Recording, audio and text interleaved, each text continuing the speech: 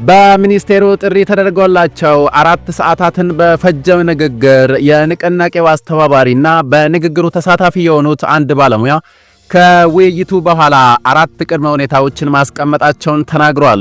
ከቅድመ ሁኔታዎቹ መካከል የታሰሩ የጤና ባለሙያዎች እንዲፈቱ፣ ከስራ የተባረሩ ባለሙያዎች እንዲመለሱ፣ ማስፈራሪያና ዛቻ እንዲቆም እንዲሁም የጤና ተቋማት እያወጧቸው ያሉትን አዳዲስ የቅጥር ማስታወቂያዎችን እንዲያቋርጡ የሚል ቅድመ ሁኔታዎች ማቅረባቸውን ገልጸዋል። የጤና ሚኒስትሯ ሚኒስትር ዴታዎች፣ አማካሪዎችና ሌሎችም የስራ ኃላፊዎች በተገኙበት በዚህ ንግግር የባለሙያዎቹ ጥያቄ ዕውቅና ማግኘቱን የጠቆሙት አስተባባሪው ጥያቄዎቹን በምን መልኩ እንመልስ የሚለው ላይ ግን ከጤና ባለሙያዎች ጋር ልዩነት መፈጠሩን ገልጸዋል። በጤና ሚኒስቴር በኩል የእኛን ፕሮፖዛል ተቀበሉ የሚል ሐሳብ መቅረቡን የጠቆሙት አንድ የውይይቱ ተሳታፊ ምንም እንኳ ከመንግስት በኩል የቀረበውን ሐሳብ ይዘት ከመግለጽ ቢቆጠቡም እኛን አላሳመነንም ብለዋል። ይህ ንግግር በተደረገ በሰዓታት ልዩነት በኢትዮጵያ ቴሌቪዥን ጣቢያ የቀረቡት የጤና ሚኒስትር ዴኤታ ዶክተር ደረጀ ድጉማ የባለሙያዎቹ ጥያቄ ለረጅም ጊዜ ሲንከባለል የመጣ ውዝፍ መሆኑን አንስተው ወደ ስራቸው የማይመለሱ ባለሙያዎች ላይ የሙያ ፍቃድ እስከ መንጠቅ የደረሰ ሕጋዊ እርምጃ እንደሚወሰድ አስጠንቅቋል። የንቅናቄው አስተባባሪ በመንግስት በኩል ይበልጥ ጫናው መበርታቱን በመጠቆም ለሁለተኛ ዙር ንግግር እንዳልተቀመጡ ተናግሯል። አሁንም ማስታወቂያዎች ይወጣሉ፣ ማስፈራሪያዎች፣ ዛቻዎች አሉ። ባለሙያዎቻችን እስር ቤት ነው ያሉት፣ አብዛኛዎቹ አልተፈቱም። ይህ ባለበት ሁኔታ ድርድር ለማድረግ ከባድ ሆኖ አግኝተነዋል ብለዋል። ሌላ የንቅናቄው አስተባባሪ የኢትዮጵያ ሰብአዊ መብቶች ኮሚሽን ኢሰመኮ ሶስተኛና ገለልተኛ ወገን ሆኖ እንዲያደራድር ቅድመ ውይይት እየተደረገ መሆኑን ተናግሯል። ባለፈው ሳምንት የኢሰመኮ ዋና ኮሚሽነር ብርሃኑ አዴሎ መንግስት ለጥያቄዎች ትኩረት ሰጥቶ ግልጽና አሳታፊ በሆነ መንገድ መፍትሄ እንዲሰጥና ባለሙያዎቹም ጥያቄዎቻቸውን የህብረተሰቡን የጤናና በህይወት የመኖር መብቶችን አደጋ ላይ በማይጥል መልኩ እንዲያቀርቡ ጥሪ አቅርበዋል። ኢሰመኮ በመሃል ገብቶ ለማደራደር ሐሳብ ማምጣቱን የጠቆሙት የንቅናቄው አስተባባሪ በመንግስት በኩል ለመነጋገር ፍላጎት ቢታይም ከቃል በላይ ተግባራዊ እርምጃ አልተወሰደም ብለዋል። መንግስትና የጤና ባለሙያዎች ተደራዳሪ ቡድን በሶስተኛ ወገን በኩል ፊት ለፊት መነጋገር ቀን ባይቆረጥም በቅርብ እንደሚገናኙ የተናገሩ ሲሆን ይሁን እንጂ ባለሙያዎቹ መንግስት እየወሰዳቸው ባለው እርምጃዎች ግን ጥርጣሬ እንደገባቸው ለቢቢሲ ተናግሯል። በአገሪቱ ካሉ ከ320 ሺህ በላይ የጤና ባለሙያዎች ውስጥ ከ65 እስከ 75 በመቶ ይሆናሉ የተባሉት ባለሙያዎች በንቅናቄው እየተሳተፉ እንደሆነ አስተባባሪዎቹ ተናግሯል። ምንም እንኳ መንግስት ለሳምንታት የጤና ተቋማት ስራ አልተስተጓጎለም ቢልም የጤና ተቋማቱ ላይ የተፈጠረውን ጫና የሚያሳዩ የደብዳቤ ልውውጦችና ማስታወቂያዎች ግን በስፋት እየወጡ ይገኛሉ።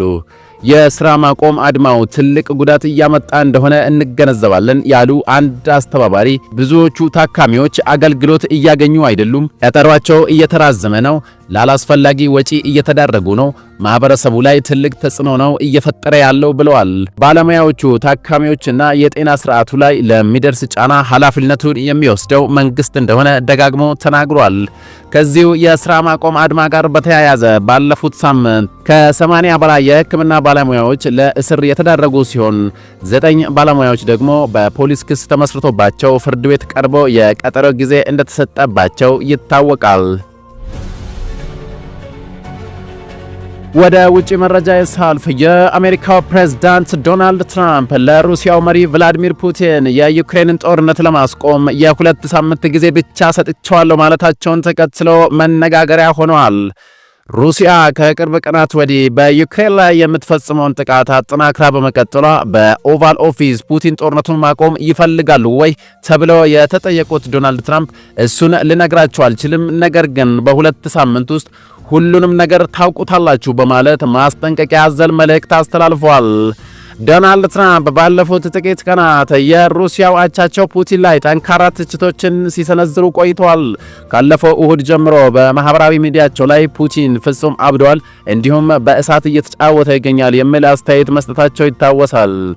ሩሲያ ከሰሞኑ ዩክሬን ላይ እያደረሰች ያለችው የአየር ጥቃት 4ኛ ዓመቱን በያዘው ጦርነት ታይተው የማይታወቁ መሆናቸው እየተነገረ ይገኛል።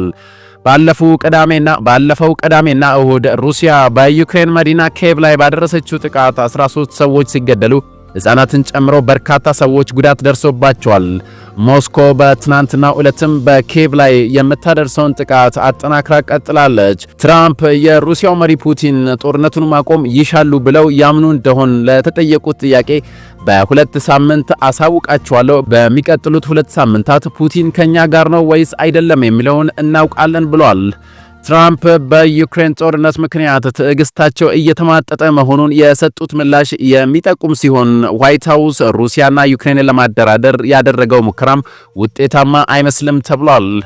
ትራምፕ በቅርቡ ከፑቲን ጋር 2 ሰዓታት የዘለቀ የስልክ ውይይት ማድረጋቸውንና ውይይታቸውም መልካም እንደነበር ማስታወቃቸው አይዘነጋም። ፑቲን በስልክ ልውውጡ ወቅት ከዩክሬን ጋር ወደፊት የሰላም ስምምነት ለመፍጠር ዝግጁ መሆናቸውን አስታውቀዋል። ነገር ግን ከዚህ የስልክ ልውውጥ ከ1 ሳምንት በኋላ ሩሲያ በመቶዎች የሚቆጠሩ ድሮኖችና ደርዘን የሚሆኑ ሚሳይሎችን ወደ ኪየቭ መተኮሷ ጉዳዩን አሳሳቢ አድርጓል። ምንም እንኳ ዶናልድ ትራምፕ ወደ ስልጣን ከመጡ ወዲህ በተደጋጋሚ እርምጃ እንደሚወስዱ ቢያስጠነቅቁም እስካሁን ተጨባጭ የሆነ ነገር አልታየም። የትራምፕ አስተዳደር እየተከተለ ያለው መንገድ ክሬምሊን የበለጠ እንዲጠናከር እያደረገ ነው የሚል ትችትም እየቀረበበት ይገኛል። ባለፈው ረቡዕ ዕለት የጀርመኑ መራሄ መንግስት ፍሬድሪክ ሜርዝ ለዩክሬን ረጅም ርቀት የሚጓዝ ሚሳኤል እንደሚሰጡ ለዩክሬን ፕሬዝዳንት ቮሎዲሚር ዜሌንስኪ ቃል መግባታቸውን ተከትሎ ሌላ ትኩሳት ተፈጥሯል። በዩክሬን ጦርነት ምክንያት በሺዎች የሚቆጠሩ ሰዎች ሞተዋል። የሀገሪቱ ምስራቃዊና ደቡባዊ ክፍል ወድመዋል። ሩሲያ ክሬሚያን ጨምሮ የዩክሬንን 1/5ኛ ክፍል ተቆጣጥራለች በማለት ቢቢሲ ዘግቧል። ክቡራትና ክቡራን የዛሬ ሚዲያ ቤተሰቦች የአሁኑ መረጃ ይህን ይመስል ነበር። አዳዲስና ወቅታዊ መረጃዎች በፍጥነት እንዲደርሳችሁ ይህን ቻናል ከታች ሰብስክራይብ አድርጉ እያልኩ በቀጣይ መረጃ እስክንገናኝ ድረስ ሰላም።